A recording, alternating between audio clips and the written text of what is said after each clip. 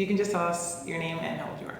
Okay, my name is Olga Onulov and I'm 31 years old. And what made you want to do this today? I kind of wanted to challenge myself. I'm a little bit fearful sometimes of being open and letting go and just giving up some of my private information, and I just felt like some of it was really worth saying, so it was more of a challenge than anything.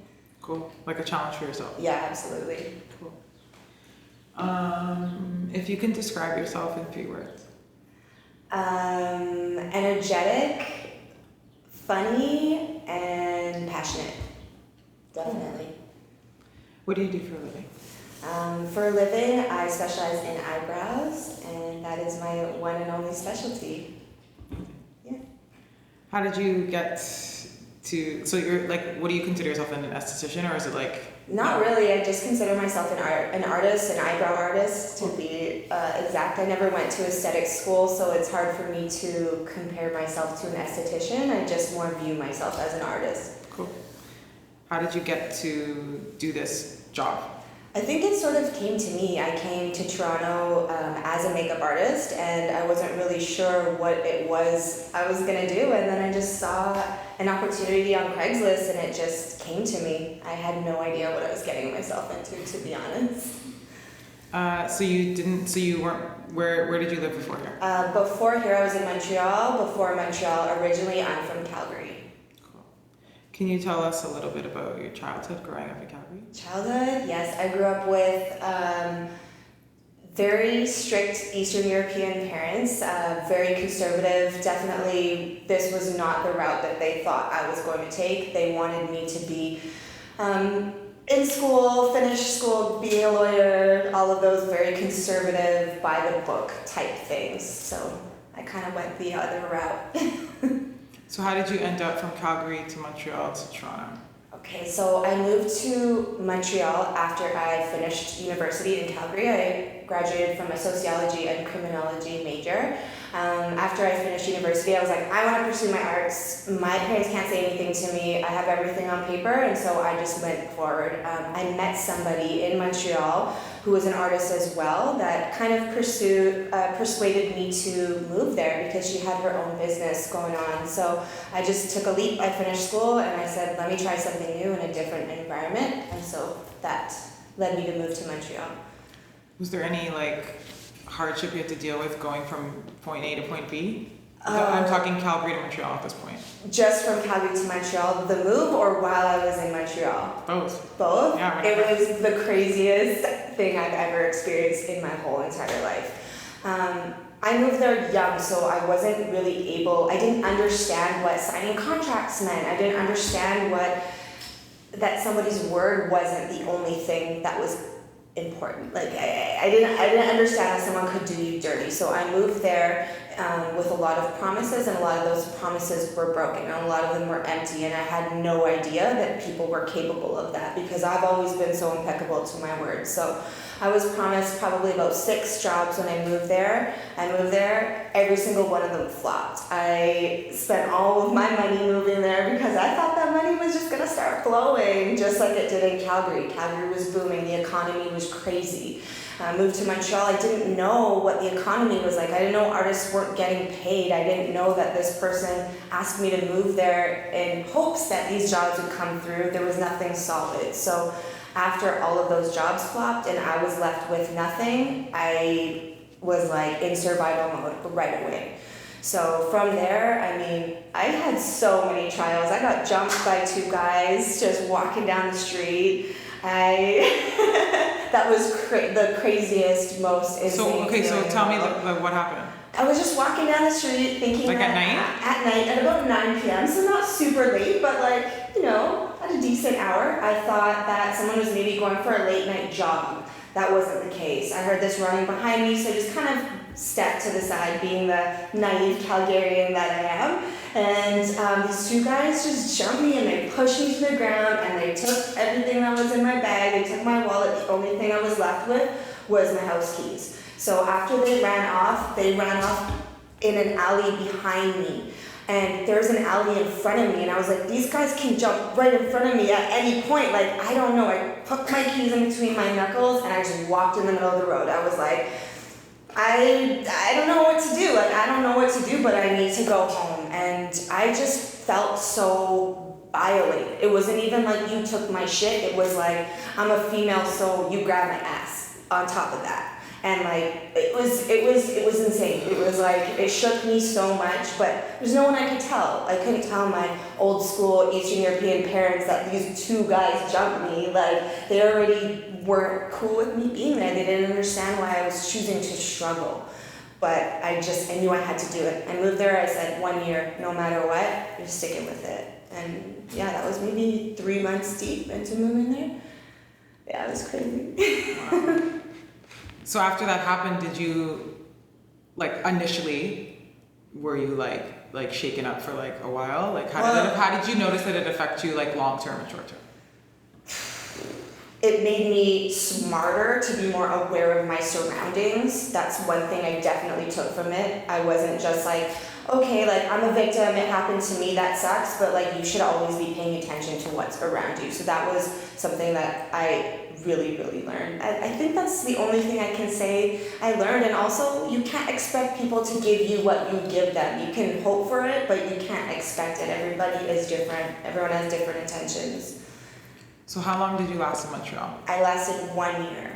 And then you came to So Toronto. 2 weeks before my 1 year, I got a call. And I got a call from Calgary, from someone I went to university with for a big girl job, to call it. I worked at a desk, I did event planning, I was paid a beautiful salary. It was literally an insane blessing, because I got the call. I didn't even know how I was going to leave Montreal. I didn't know what I was going to do after that 1 year. I genuinely thought I was stuck there. I was like, I'm broke. I don't know what I'm going to do. But yeah, I got that call, and they flew me up to Calgary, and I was doing 7 months of a contract position. And I was traveling the States doing event planning for a tractor company.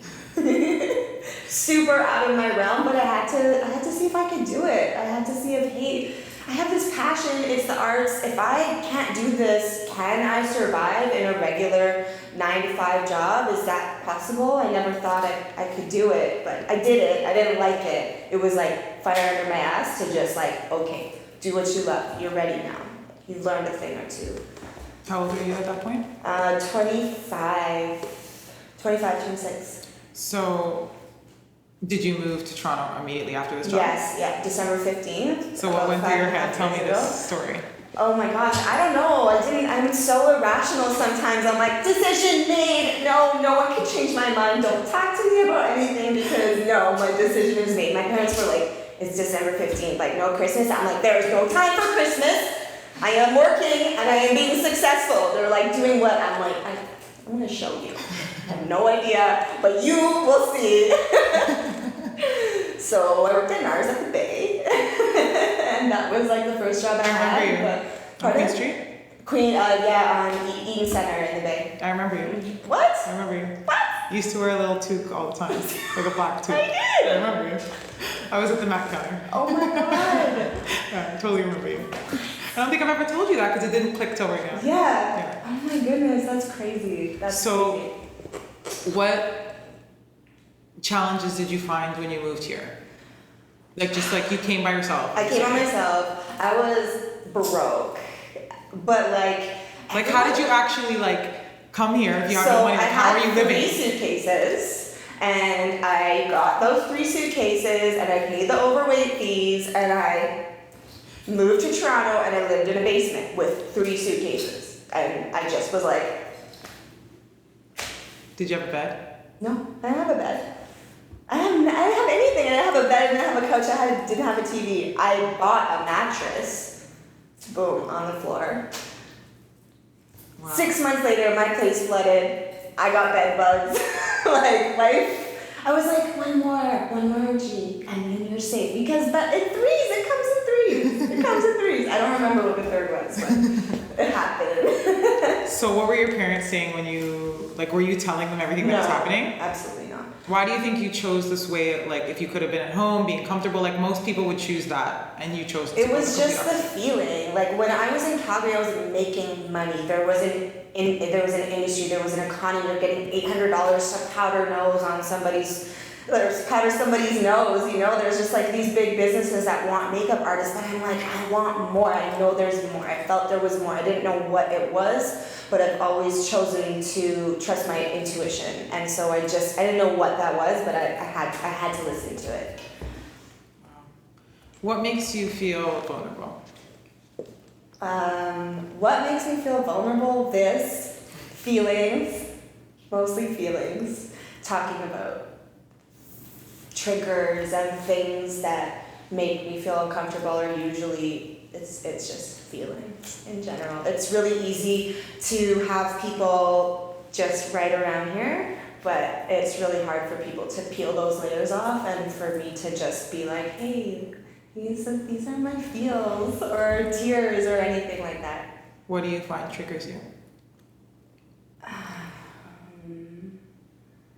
What do I find triggers me? That's a good question.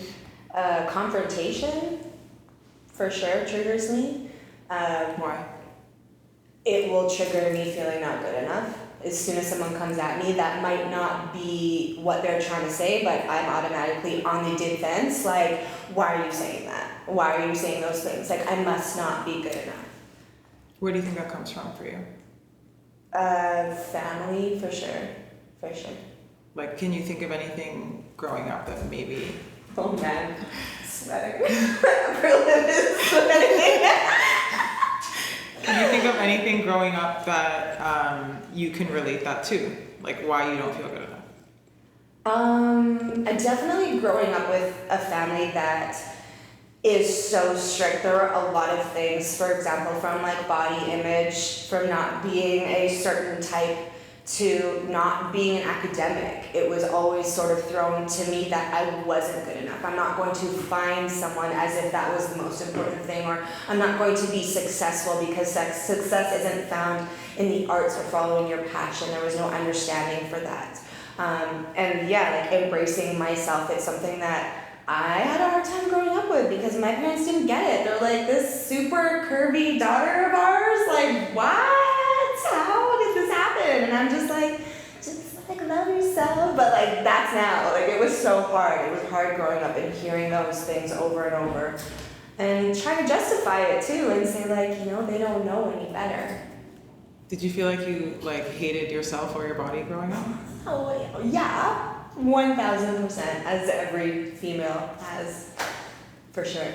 It's a work in progress still to this day. What do you think the work is for you that you've done to not feel like that as much, maybe? Dressing to my body type, expressing my inner style, using my feelings to emote how I want to dress, whether it's with my makeup or with my body, with my clothing, and just like feeling like I'm rocking whatever it is that I put on me because I'm able to express how I feel through how I dress. So using it as a form of art has helped me to just feel a lot more comfortable with it. What makes you feel really sad? What makes me feel sad? Missing my family, being alone out here sometimes, feeling stagnant, that makes me feel sad, for sure. Yeah, just missing the closest people to me, I think, because I'm out here, I'm doing my thing, and I'm always just go, go, go, and always have to be on. So my sadness comes when, you know, those lights shut off, and maybe I'm alone, and I wish someone was there, or I wish like I could give my mom a hug or something. When you say you're on, how would you describe Olga when she's off? Super mellow and quiet, which is completely off from the complete opposite from what anyone knows me as. So as soon as someone comes and sits in my chair or whatever, and I'm just quiet, people are alarmed. They don't know how to act. They think that something is terribly wrong. But also I know that I have powerful energy, which is why people come to me for them to be on as well. So it feels like a very big responsibility a lot of the times. But through the recent years, I have learned to honor when it is like I am a little bit down, to just say I am down and not try and force it. So it's really exhausting. I feel like every single person that we've interviewed today has told me how exhausted they are. Yeah. It's just like an ongoing thing. It's so much pressure because if I'm not on it, affects my business. And I left Calgary to Montreal to try and be invisible. That's what I said. I said I want to be invisible. And then I was invisible. I knew nobody. And I was like with my sadness. And I cried for some of the first times ever. And it was like super empowering. People out there knew me as emotional. Anyone else who knows me is like, she doesn't cry. Like, she doesn't have those feelings. So I feel like I was able to capture a part of me that I didn't know existed, or a part of me that was erased, and trying to be this like strong person that people expect me to be all the time. How do you find that being that strong person affects your relationship, like intimate relationships? It's super hard. It's super hard being an alpha female and not wanting somebody who's maybe more submissive than I. It's hard to find somebody who is powerful but who doesn't overpower me at the same time. I guess I don't know if that makes sense, but totally makes sense to me. It's because like I'm not gonna back down for anybody, or I'm not gonna be more submissive in certain ways. But at the end of the day, I'm a female, and like I want to feel like as in control as my life is at work, because I have to have everything on point. When it comes to my personal life, like I don't even know how it feels for somebody to take over. I don't know if it's intimidation. I feel like everyone says that, but I don't know what else it could be. Could be like, so do you feel like when you say it could be what, like is there something that isn't happening that could be? Do you get what I'm saying? I guess meeting an alpha male who is stronger than myself as an alpha female, who will kind of out alpha me. What makes you really happy? My friends, the people around me that inspire me, art, music, my business. Oh my gosh, I'm so blessed. I love what I do. I'm obsessed with it. Yeah, I like to laugh, and I love good vibes. I love music. I love just all of you guys. What do you think is something that holds you back? If you were to really like assess your Fear, life. for sure. Just not thinking you'll succeed. Setting a goal and not coming through with it. Throwing it out there, putting it out there, having people know about it and not accomplishing it. Or losing everything. That's terrifying. Working so hard for everything that you have and it just being gone one day. It's like, what next? What am I gonna do? What else can I do? What do you think is the worst that would happen if you lost everything? I don't know, because like I know I will work hard enough for that not to be a thing, but I think that everything also happens for a reason. As cliche as it sounds, all the dots connect. Sometimes successes are in not being successful. Sometimes you just need to know, hey, I love this, and I'm going to keep it moving. So I think that even with not being successful, with us judging ourselves, we can still bounce back and make it something fabulous if we just keep it moving. How do you feel right now? I feel good. I feel good. I feel high. I feel like upper lip sweating. I'll let you take a minute. Thank you. Okay. That's fast. Yeah. You're doing amazing. Thank you. Sorry, I lost my train of thought here. Give me 1 second. Oh, what are your biggest, like, what's your biggest dream, like, right now in life? Doesn't even have to be for the future, but maybe something that you want right now. I want another shop. I want a shop in LA. Oh, cool. Yeah, I want my second shop to be in LA. What are you doing to make that happen? Well, I've just been networking right now so far in LA. I have a couple contacts out there, so I'm going to be going out and doing some pop-ups, trying to see what area I want to go in, what the value, like what the market is like, where I should buy population, find out demographic and all of that. So I hate the winters. I'm just not a nice person, and I'm like, let me just create my life. Let me have a shop here, and let me have a shop in LA. So that's my next goal. How old are you again? 31. What would you tell your 19-year-old self? Just like in general in life? What advice would you give her? Remember where you were at that point, and what would you tell her now, knowing what you know? Just go with the flow. It's all been written, like all the dots connect. We have so many expectations of ourselves to be 18, 19, to figure out our whole lives. Like, you're supposed to know everything you're going to do for the rest of your life at 18, 19. No, go travel, know yourself, get to know yourself. That changes, that also evolves, and that is okay too. So just to be in with your feels and to ride that wave and not to put that pressure on yourself. For sure. Amazing. Thank you for doing this. You're so good.